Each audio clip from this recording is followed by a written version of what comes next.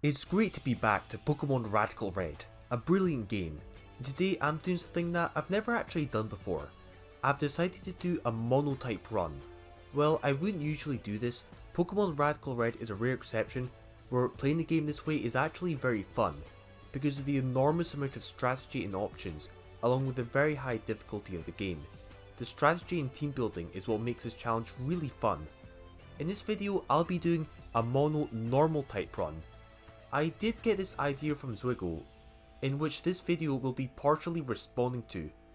I barely ever watch his content, but because it's Radical Red, I watched a small portion of the video that he made on it. Basically, he tried to do a mono normal run, and got destroyed so badly he had to quit the run, stating it was too hard and that the game wasn't healthy? What? This game wasn't healthy, so please?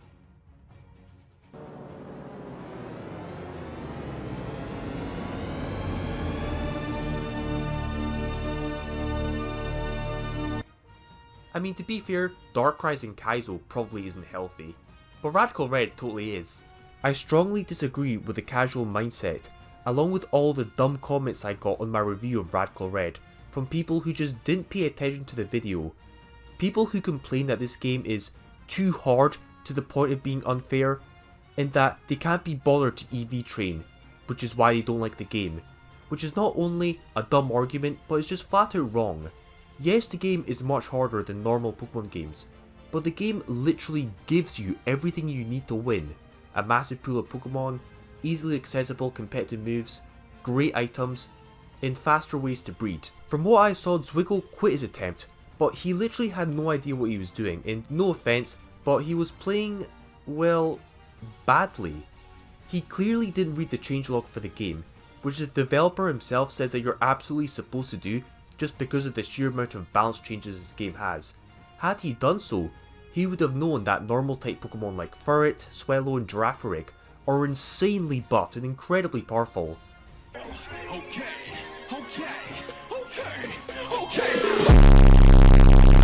His mono normal team wasn't even built that well. He didn't bring a mega evolution for some reason.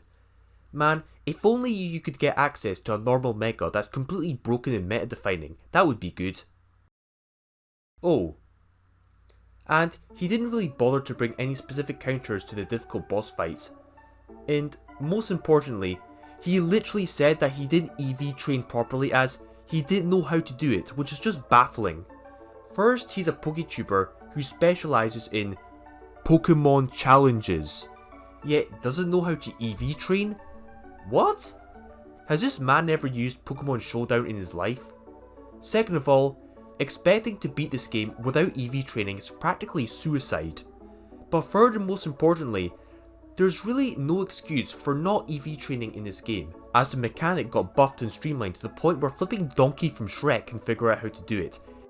I don't get it, Shrek.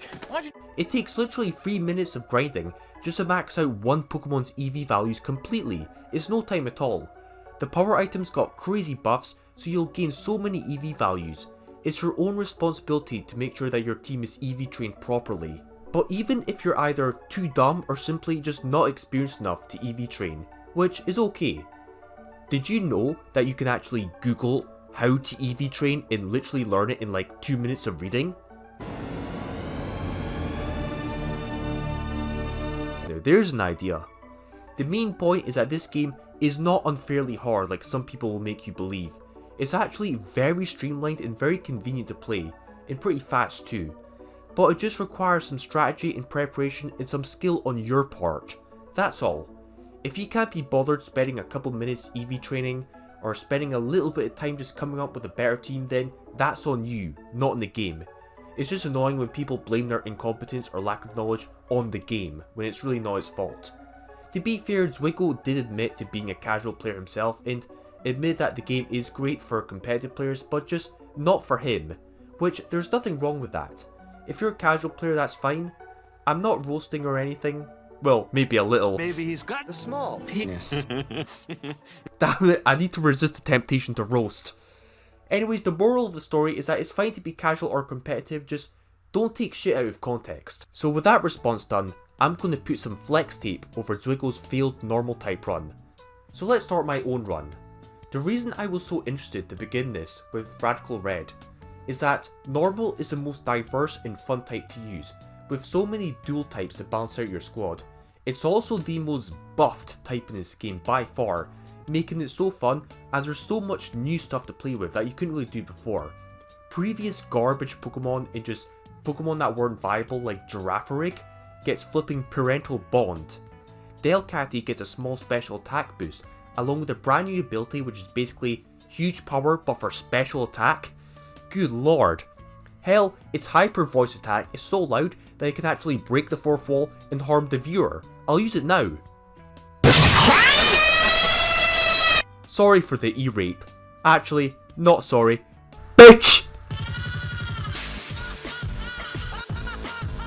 Even Furret gets a small attack boost with adaptability and extreme speed. Oh my.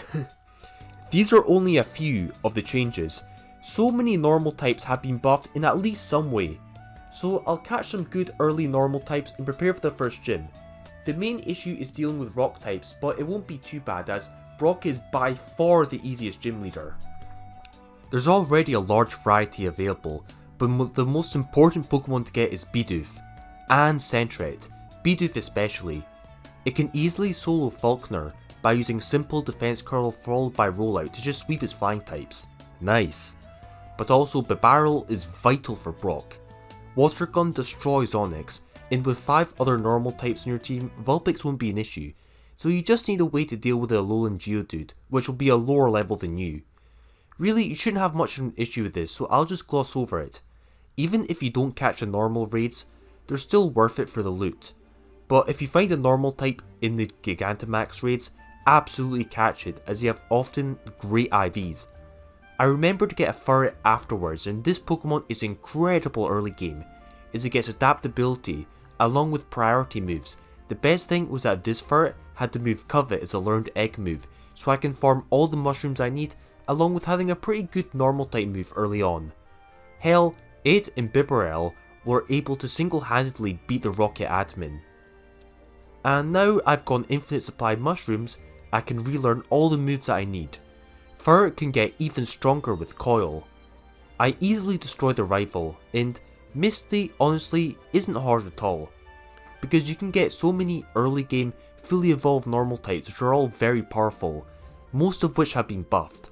Alolan Raticate is nice, and Noctowl got a small HP buff. Easy sailing here, and it just gets better. To prepare, I catch a near perfect IV Tailo. This is vital. It can easily be used for the entirety of the game, and in the mid game especially it's completely broken. After grinding against wild Aldinos, you'll eventually encounter an Aldino with perfect IVs, so you might as well just go ahead and catch one. Mega Aldino is a decent option. Destroy Bugsy, then go to challenge Misty, which was surprisingly easy with my fully evolved normal team. I only realised afterwards that this could have been even easier to pull off. Greedent ends up just doing most of the work, as it's great to get a physically bulky variant early game. Not only can it hit hard, but Cheek Pouch and Citrus Berry makes it a tank. But I never realised until after beating Misty pretty easily that Swellow was actually able to learn Brave Bird from the move relearner this whole time, which is just incredible early game. Combined with the Guts boost which you can abuse with Swellow, most of these battles will just be easy sweeping. It's crazy strong with Brave Bird and Guts. Swellow doesn't become a good special attacker until it learns Boom Burst at the end of the game, but Guts and Facade is the most powerful variant. I think I already had T and Facade, but I literally just forgot that I had it. Honestly, it didn't even matter as Brave Bird Swellow was so strong regardless. There are other great Guts options like Raticate you can abuse without needing a Flame Orb. It's so strong. After that, I went and challenged Whitney, and this is an interesting mirror match of sorts. Fire is able to destroy Wigglytuff and do half turret in DD. Greedent can also beat Vigoroth by using counter, then Miltank was a long stalwart but eventually went down. At this point, normal types are really powerful. Hell, I even beat the 3rd gym leader on my very first try. Not a single defeat in this run so far. Power Up Punch on Furret allows it to hit hard. The crazy thing is that this Furret is a modest nature. I actually forgot to change its nature to Adamant, and it still hits really hard regardless. Its IVs are pretty good though. My max IV Audino was able to KO 2 of his mons with Hyper Voice. At this point it's just an easy win. A very important point is that the AI isn't good at playing around the move Sucker Punch, so it's a really good move to abuse on your part. Then I can just gang up in the final Mega Manectric and win. This game is hard, they said. Yeah, right. As long as you have a modicum of a brain, you'll be fine in this run. Morty is another interesting matchup, and I lost a few times because I didn't really know what I was doing. Mega Gengar is scary, but I lost one time as I chose not to Sucker Punch and lost purely because of it, otherwise I would have won. You can use Alolan Raticate and Sucker Punch to easily sweep after you take out the lead Mimikyu, which is what I ended up doing. Now that I'm firmly in the mid game, this is where I start to solidify my team and decide which Pokemon are worth keeping for the long haul. Also, I decided to EV train at Celadon City to finally max out my EVs, and this is still really good even though I don't have the power items. Even without the power items, training with the Macho Brace is not time consuming at all, it's really convenient, so you might as well just do it now just to make sure your team is really strong and I can just destroy the mid game. Swellow and Staraptor will be great for Chuck and Erica. You'd think Chuck will be very hard because he's got fighting types, but as long as you're ready, he's fine. Indeedee is also a good choice to counter the fighting types, but the battle ends with Gut Swellow easily sweeping. Not much to say, it's strong as all hell. As long as you EV train and have decent team building skills, this part of the game isn't hard at all. Even Erica was an easy win on my first try. Greedent wasn't even max defense and it was able to take hits from Rillaboom and heal up. Luckily I got the power hacks and beat it 1-on-1. Here I made a misplay against a Meganium, as I forgot that it had +2 defense, so physical attackers weren't really the best option to handle it. Pyroar is insane in this regard, as I got this one from a raid and it's got near perfect IVs, and now in this game it gets adaptability, making it incredibly powerful for a special attacker. After EV training, it's a great wall breaker that's also pretty fast. Swellow ends up just sweeping again, lel. I altered my team, then destroyed Giovanni, who most people whined about how he was too hard, the fools. He only has 4 Pokemon, so it's not even that bad. Furret is so funny now that I've maxed out its HP and attack EVs, along with getting the extreme speed, destroying Nidoking and Honchkrow as well, somehow. Damn, extreme speed on Furret is strong. Greedent is funny as it memes on Rhyperior with counter, but I never knew that parental bond actually plays around this strategy. Man, Mega Kangaskhan. Now that's a broken normal type to use. Put a pin in that as it will be very relevant very soon in this video. It's so good it takes a Guts Facade from Swellow. Damn. Anyways, be gone. Now you can catch the 2 Snorlaxes, and good god, make sure you catch them both. They both have leftovers as their health items which you really want. I only managed to catch one, annoyingly, though it didn't end up mattering. Honestly, in Radical Red, Snorlax isn't as stupidly broken as it is in the other games. The rival battle's next, and people also complained about this for some reason. Basically my Indeedee was able to come in and just beat the shell smashing Blastoise. This is great IV, so it was pretty clutch. Then Swellow spams Facade, and wins. Nothing to it, bruh. Now I will say that I did lose several times to the Rocket Admin double battle. But the issue with this battle is that they have counters for physical normal types, and the main issue is that you have to play with an AI partner that you can't coordinate with, which can be obnoxious. Sometimes Brendan will use a move like Surf that ends up hurting you more than it does the opponents. This will take a few tries to do because of this. You just have to hope that your plays line up with Brendan's and that you can win. It's hard to strategize for this battle because of the sheer amount of randomness and RNG in the double battle, but eventually I win. Next up is a second Giovanni boss battle, and this one is harder than the last one, but only slightly. I did lose once, but this was only because I wasn't prepared for the Poltergeist using Shell Smash. But next time, I simply brought Sucker Punch users just to counter it. Obstagoon, which has max HP and attack, can destroy the Hippowdon with Guts Facade. Obstruct is really good to stall at the Sandstorm. Here I use it to sharply lower Mega Kangaskhan's defense so far it can just switch in and one-shot it with priority. Then sack Obstagoon as Fart has Sucker Punch, just for the teapot. Also, no more Sandstorm. Swellow knocks it out. Almost one-shot Scorchomp, and now is back to Poltergeist.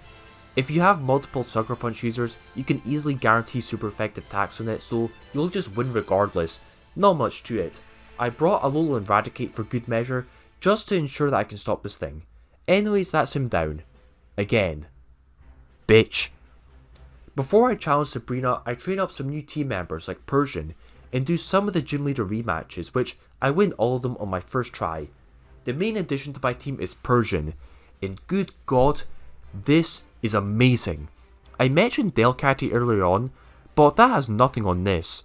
Persian now also gets the Feline Prowess ability, making its special attack stat enormous once it's trained up, combined with its huge speed. Persian is very good for countering Sabrina as it can learn Dark Pulse and Fake Out, which matters in the double battle, though I did forget until afterwards that Fake Out is actually negated by the Psychic terrain, but it's a good move regardless. Hyper Voice is also just a great stab move and is useful in double battles anyways. Sabrina is actually very easy if your team is built for hyper offense. Basically, because she uses a Trick Room team, is very slow, so you can easily outspeed her, and if you beat her down before she can set up Trick Room, you'll just automatically win. Hell, I stupidly forgot that Fake Out doesn't work in Psychic terrain, but it didn't even matter. Obstagoon, for instance, can easily one-shot the majority of her team while outspeeding. It doesn't even have any speed investments.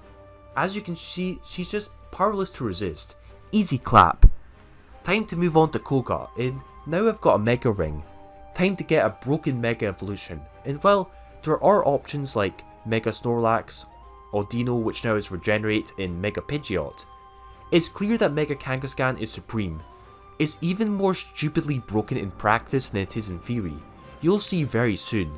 Beat Brendan again, though he was a bit harder this time. Get Kangaskhan, which took a while to encounter, but once I do catch it, instead of spending the time to grind it, I just pay to max out its IV straight away. Totally worth it. It'll end up carrying you hard and you'll just use it until the end of the game, so it's definitely worth it. Now next up is Gym Leader Koga, and well, I misplayed hard against him. I almost lost on my first try, but I just won. He is a big jump though.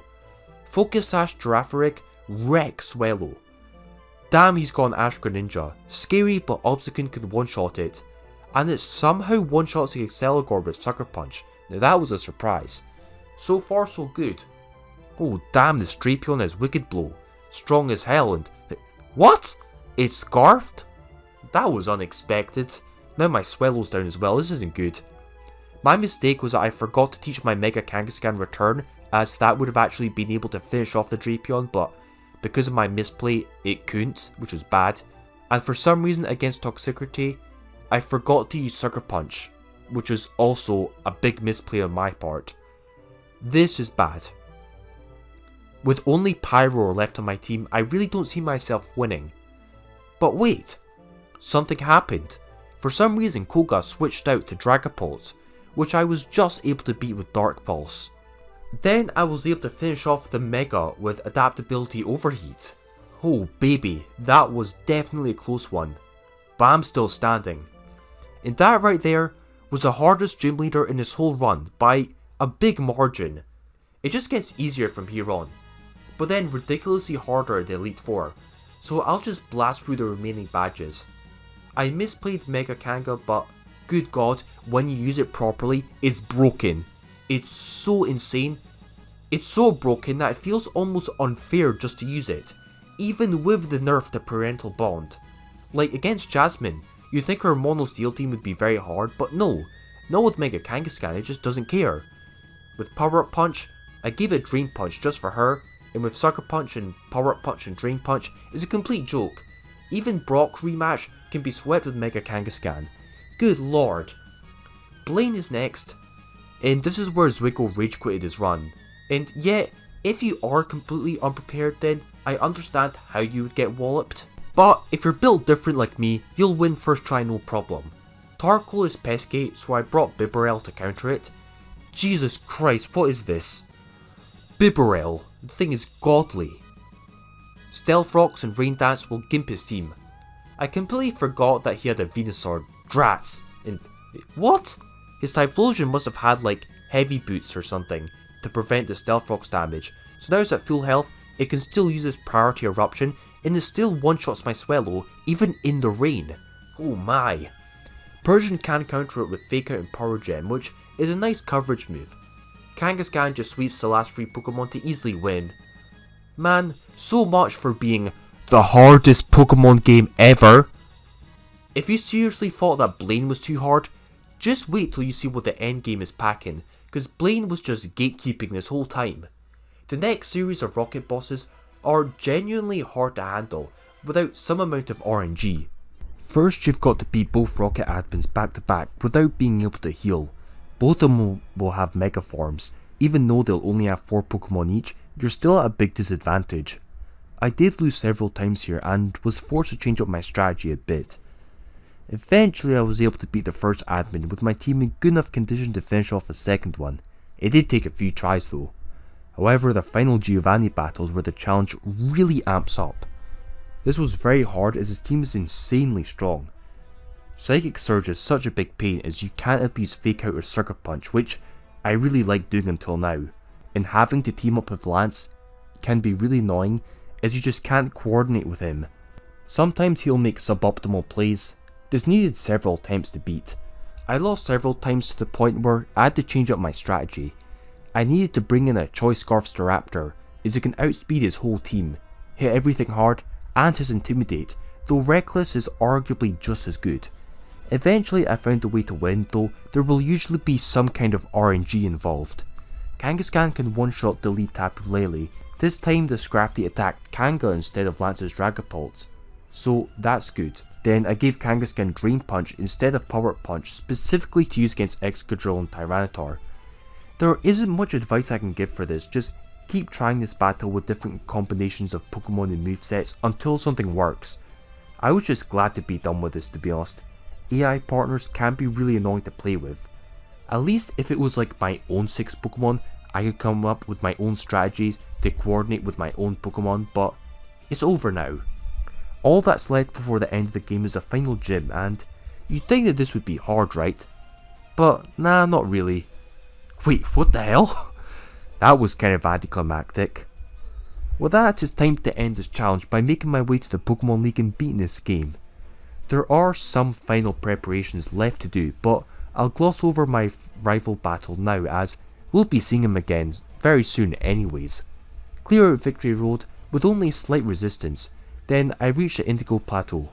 Now I've got to finalise my normal type team to beat the champion. I keep it mostly the same but with just a few changes. I decided to catch Meloetta as it's the only legendary normal type in this game, and its stats are certainly good. Then I do a lot of breeding to ensure that my Pokemon all have perfect IVs. During the Elite 4 challenges where I did lose a few times, I would make enough money to just buy more IV optimizations for my Pokemon, so everything like Persian and such will have maximum IVs. So after all this grinding and breeding and preparation, here's the team that I settled on to take on the Elite 4. First up I've got Persian. I decided to use this instead of Pyro as my special attacker. You could use either one, but I decided on Persian because it has slightly better coverage. It does have more special attack, even though Pyro has adaptability, and mainly because Persian has Fake Out, and it's got higher speed, which does matter as Bruno has Infernape, which can outspeed Pyro, but Persian can outspeed it, so the slight increase in speed can matter, but Persian or Pyro, you can really use either one. Persian is incredibly powerful with a timid nature. It has insanely high special attack stats. The next Pokemon on my team is another special attacker, and it is Swellow. I bred a completely new Swellow that has max IVs, and this time I'm using it specifically to be a special attacker. Now it gets the ability Aerialate, so Boom Burst is incredibly powerful.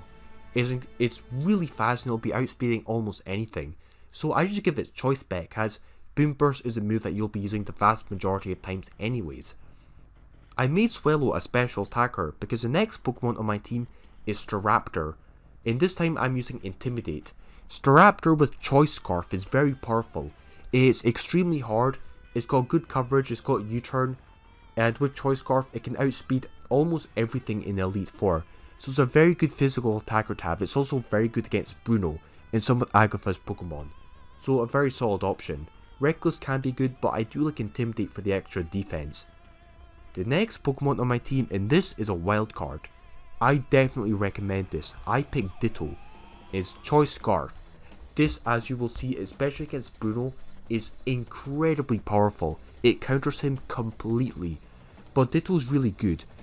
Essentially, you don't want your normal team to be weak to fighting. Like, some of your Pokemon will, but you want to have Pokemon that can counter fighting. So your flying types, in Ditto for example, Ditto can help you counter almost anything, as it can just do what the opponent's doing but better. If your opponent's setting up, for example, Ditto can just come in and steal its attack boost and be faster. Very strong Pokemon and definitely recommend it.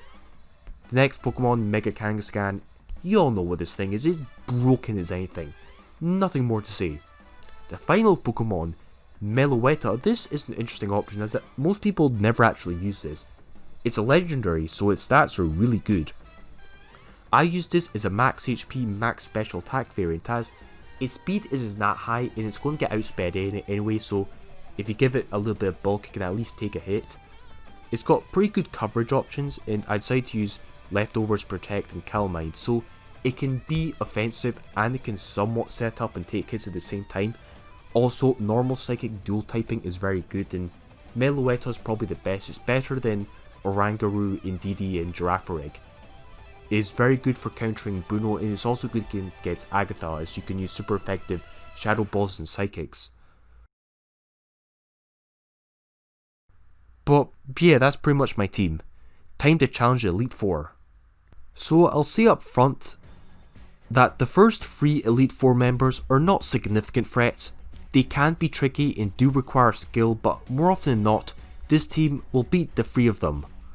First up is Lorelei, and I've been able to consistently beat both her Hail team and her Rain teams. The Hail team especially, as you can see against Lorelei, is just hyper offense strat. Priority moves like Mega Kangaskhan are very important to outspeed Kyogre and Dracovish to make sure that they can't hit you first at full power, and with Ditto in reserve, you should be fine really. There's not much to say here.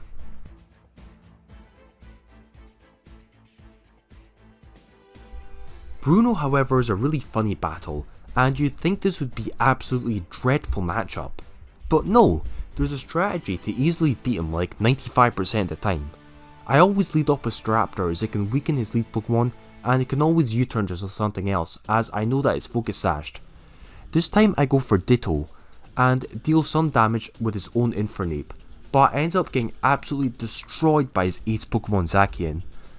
I don't really have a counter for this on my team, so looks like I'm in a really bad position.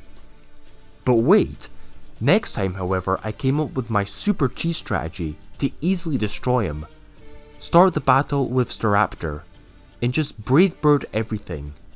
Then switch in Kangaskhan and start throwing hands. Let the Zacian switch in and purposely sack something to it. Then set in Ditto. Now this is important. Ditto will copy an additional attack boost, making it +2, but you won't be able to one-shot the Zacian at full health. You need to either damage it slightly first with Sucker Punch, or let it use Close Combat or Sword Stance, so its defense stats will go down, and then you'll be able to one-shot it. If so, you can just spam +2 choice Close Combat and destroy his team with his own ace Pokemon, which is so funny to pull off. Nothing to it really. Agatha's next, and she is slightly challenging, but with this team, if you play it properly, you should be able to win more often than not. I won my first try against Agatha. The main reason why she's such a threat is because she likes to spam Shadow Sneak, but against my normal type team, that's not an issue at all. Oh damn, she tricked me with that Zoroark smokescreen. Well, now I know what her tactic is. Persian can easily break Mimikyu's disguise as she can't use any priority against me. Swellow comes in and destroys Mimikyu. Then against Aegislash, I used Ditto to counter it as I predicted a steel type move. It didn't use King's Shield for some reason, allowing me to destroy it. Swellow's so strong that it can even one-shot the Poltergeist. Then Meloetta can handle the last 2 Pokemon. Marshadow is sashed though, so Choice Scarf users are great for revenge KOing it. That wasn't too hard at all, really. But the final Elite Four member, Lance? He was the real challenge. He was by far the hardest battle in the entire run. I lost a good maybe 5 times to him, which in hindsight isn't even that bad, but is still much harder than the other battles. He's hard as his team is very difficult to counter with normal types. Also, his choice banded Dragonite is capable of one-shotting Persian and Swellow from a pretty high HP range with extreme speed. Persian was at like 80% and still got one-shotted. Primal Dialga and Melmetal are just massive pains to handle, and basically require Mega Kangaskhan just to be able to stop them. And Ditto isn't even useful at countering his team, as he can actually play around Ditto. Even his lead Pokemons are pesky. Kangaskhan can easily destroy Aerodactyl and set up with Power Up Punch, but if Lance leads off with the Garchomp instead, then that won't work. After losing several times, I had to improvise. So I went back and changed my team slightly. Namely, I swapped out Meloetta for a perfect IV Spinda. Why? Good question. I'm glad I asked. Though Meloetta is a solid choice, it isn't needed that much as the first 3 Elite Four members aren't that threatening anyways. Spinda is here specifically to set up on Lance's lead Pokemon and give me a chance of destroying Melmetal and Primal Dialga. Yes, it's still got Superpower, along with Sucker Punch and Contrary, which is insane, but most importantly, Spinda now has 80 base stats in every stat now, which is a huge power up. Now, this superpower strat is actually somewhat viable to do. For the damage calcs, the best EV investment is max HP with about 130 or so EVs in attack, then the rest in special defense, and I think I had a careful nature. Then I used leftovers and protect from my last move to regain some health. I definitely could have used this early on in the run, but it proved to be really effective against Lance. Spinda easily KOs the lead Aerodactyl while going +2 attack and defense. Then you can easily Sucker Punch Dracovish while using Protect to stall up for HP, so you can just beat the Dracovish easily. If it weren't for the fact that Spinda got hit by a critical hit. Damn it, my plan was coming to fruition. But regardless, Kangaskhan could just revenge KO the Dracovish and the Dragonite. But I am in a bit of a bad spot. I used Ditto to counter his Mega Salamence, and though it looks like I'm definitely losing now that Melmetal sent out, this is actually all going according to plan as Melmetal is now out against my Mega Kangaskhan. My plan is to just KO it with Power Up Punch, then at this point I should be able to sweep. Power Up Punch Mega Salamence, predicting the Dragon Dance, destroy it with Sucker Punch, then just beat the Primal Dialga. I brought Drain Punch just for this battle to easily beat it in Melmetal while healing up.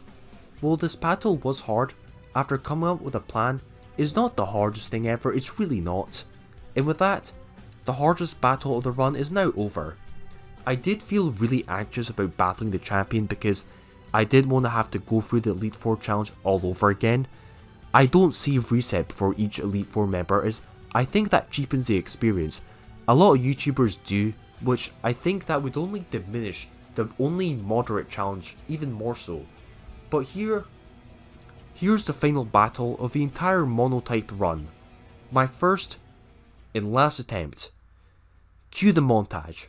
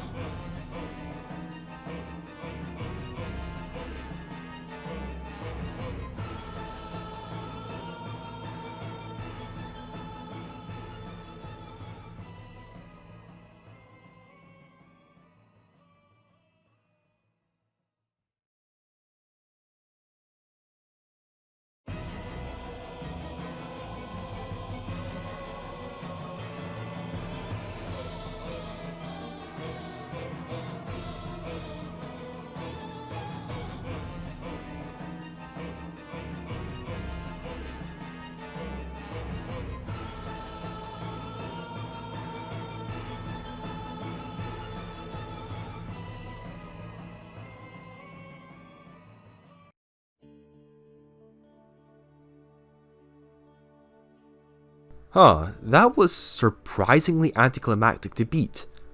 The part where I cucked his own Ditto was actually pretty funny. But I've now beaten this mono normal run, and man was it way easier than I anticipated. Normal types are already some of the strongest in the game and the most diverse. Needless to say, Mega Kangaskhan is absolutely broken and deserves its spot on the Uber tier list. As you can see, I only lost a handful of times in the whole run. As long as you're not lazy and you EV train and have at least some amount of brain, you'll be fine. Also, read the changelogs. If you don't, then it's on you. This pretty much concludes the video. There will be many more videos to come on Radical Red. But next time, it will finally be time for...